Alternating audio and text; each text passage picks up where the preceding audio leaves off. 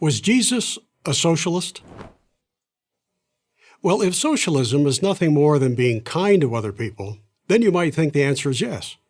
But you could be kind to other people and be a capitalist. John D. Rockefeller probably gave away more money than anyone in human history, and he was certainly a capitalist. Bill Gates and Warren Buffett have given away millions, too. To get an accurate answer to our question, we need to define socialism. Socialism is the concentration of power into the hands of government elites to achieve the following purposes: central planning of the economy and the radical redistribution of wealth. Jesus never called for any of that. Nowhere in the New Testament does he advocate for the government to punish the rich or even to use tax money to help the poor. Nor does he promote the ideas of state ownership of businesses or central planning of the economy. In Luke 12, Jesus is confronted by a man who wants him to redistribute wealth. "Master," the man says to Jesus, "tell my brother to divide the inheritance with me." Jesus replies, "Man, who made me a judge or divider over you?" And then he rebukes the man for being envious of his sibling. How about Jesus' parable of the talents? Talents were a form of money in Jesus' day. A man entrusted 3 of his workers with his wealth. The 2 who invested the money and made a profit were praised, and the one who buried his share so he wouldn't lose any of it was reprimanded. Sounds a lot more like an endorsement for capitalism than socialism, doesn't it?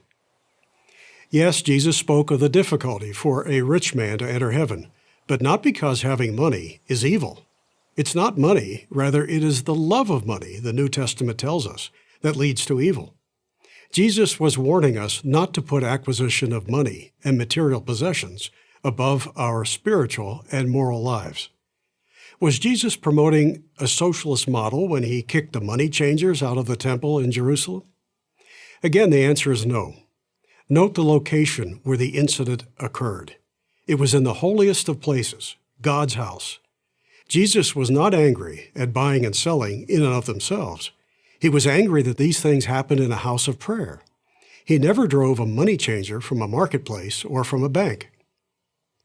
Jesus advises us to be of generous spirit, to show kindness, to assist the widow and the orphan. But he clearly means this to be our responsibility, not the government's. Consider Jesus' Good Samaritan story. A traveler comes upon a man at the side of a road. The man had been beaten and robbed and left half dead. What did the traveler, the Good Samaritan, do? He helps the unfortunate man on the spot with his own resources. Ask yourself, to help the poor, would Jesus prefer that you give your money freely to the Salvation Army, for example, or have it taxed by politicians to fund a welfare bureaucracy? Progressives like to point out that Jesus said, "Render unto Caesar the things that are Caesar's, and unto God the things that are God's." But that has absolutely nothing to do with high taxes or wealth redistribution. It was the seed for the idea of separating church and state. It certainly wasn't the same as saying that whatever Caesar says is his must then be so, no matter how much he demands or what he intends to use it for. So there is no evidence that Jesus was a socialist, and there's lots of evidence that he supported free markets. In addition to the parable of the talents, Jesus offers his parable of the workers in the vineyard. In it, a landowner hires some laborers to pick grapes. Near the end of the day, he realizes he needs more workers to get the job done. To recruit them, he agrees to pay a full day's wage for just 1 hour of work. When one of the laborers who had worked an entire day complains, the landowner answers, "I'm not being unfair to you, friend. Didn't you agree to work for a denarius? Don't I have the right to do what I want with my own money?"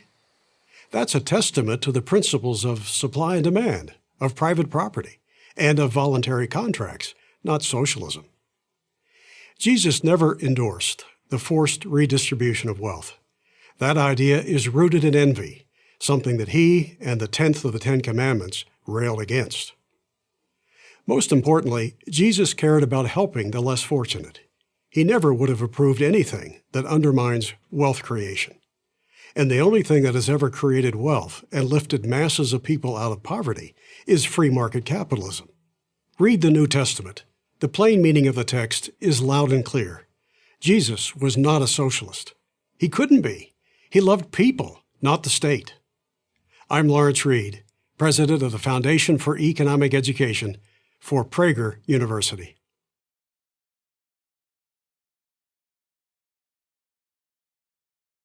Thank you for watching this video. To help keep PragerU videos free, please consider making a tax-deductible donation.